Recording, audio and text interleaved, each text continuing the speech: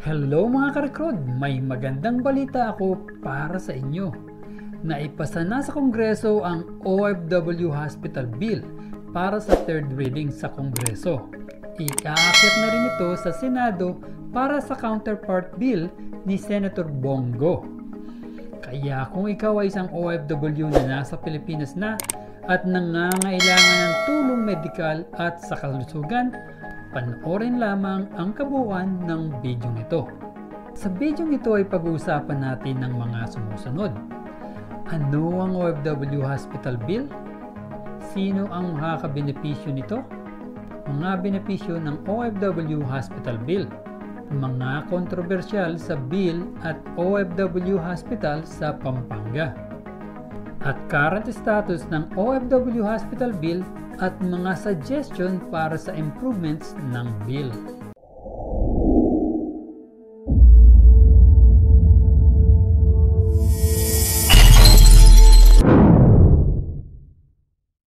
Bago natin pag-usapan ang current status ng OFW Hospital Bill, ay mag-recap muna tayo mga karekrod kung ano ang OFW Hospital Bill na naipasa noong Mayo.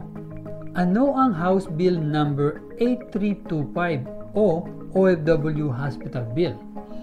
Ang OFW Hospital Bill o House Bill number 8325 ay isang panukalang batas na naipasa ng House of Representatives noong May 29, 2023. Sa kasalukuyan, ito ay nasa Senado pa para sa karagdagang approval.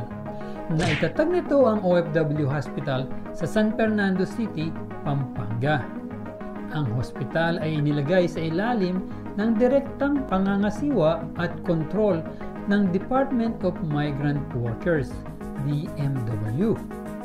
Sino ang makakabenepisyo sa bill na ito? Ang OFW Hospital ay tutulong sa iba't ibang grupo ng mga tao. Siyempre, ang unang priority ay ang mga overseas Filipino workers, OFWs, kanilang mga legal na dependents, mga contributors ng OWA, at maging ang karaniwang publiko. Ibig sabihin, hindi lang mga OFWs, kundi pati na rin ang kanilang mga pamilya at iba pang Pilipino ang makakuha ng serbisyong ibinibigay ng bill na ito. Ano ang mga benepisyo ng OFW Hospital Bill? Narito ang mga benepisyo ng OFW Hospital Bill. Kalidad at affordable na healthcare service. Magbibigay ang ospital sa mga OFWs at kanilang pamilya ng access sa dekalidad at abot kayang serbisyong pangkalusugan na makakatulong sa pagbawas ng gastos sa mga medical na pangangailangan. Health improvement at epekto sa ekonomiya. Sa pag-aalaga sa kalusugan ng mga OFWs at kanilang pamilya, magiging mas produktibo sila sa kanilang trabaho na maging kapaki-pakinabang sa pag-unlad ng ekonomiya ng Pilipinas. Malawak na serbisyo. Magbibigay ang OFW Hospital ng iba't ibang serbisyo tulad ng pangmatagalang pagpapa-ospital, pagdalaw sa doktor, mga serbisyong pampadali, diagnostic services, pagpapayo sa mga specialist, rehabilitasyon, pagsasagawa ng pananaliksik at iba pa. Malasakit Center. Magkakaroon din ng Malasakit Center sa ospital kung saan magagamit ng mga OFWs at kanilang mga dependents ang tulong pinansyal ng gobyerno para sa gastusin sa kalusugan. Ang mga kontrobersiya sa OFW Hospital sa Pampanga. May ilang kontrobersyal ang OFW Hospital Bill, lalo na mula kay Senator Rapi Tulfo. May issue hinggil sa kalidad ng serbisyo sa kasalukuyang OFW Hospital sa Pampanga. Binisita niya rin ang hospital pero nagulat siya na para daw ghost town ang hospital. Napakaraming empleyado pero kulang-kulang ang mga pasyente. Naniniwala siya na may praktikal na paraan para ma-implement ang bill na ito.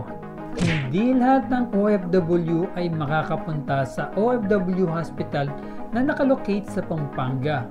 Yung mga OFWs na nasa Visayas at Mindanao ay bibiyahe pa dagdag gastos para lang makakuha ng medical assistance.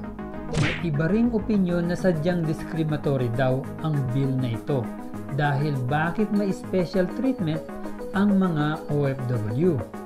Magiging magastos raw ang pagpapagawa ng OFW hospital sa buong bansa.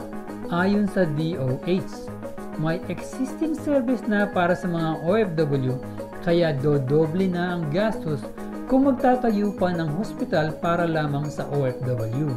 Dapat daw, improve na lang ang buong healthcare para sa lahat imbis na tutukan ang isang sektor ng lipunan.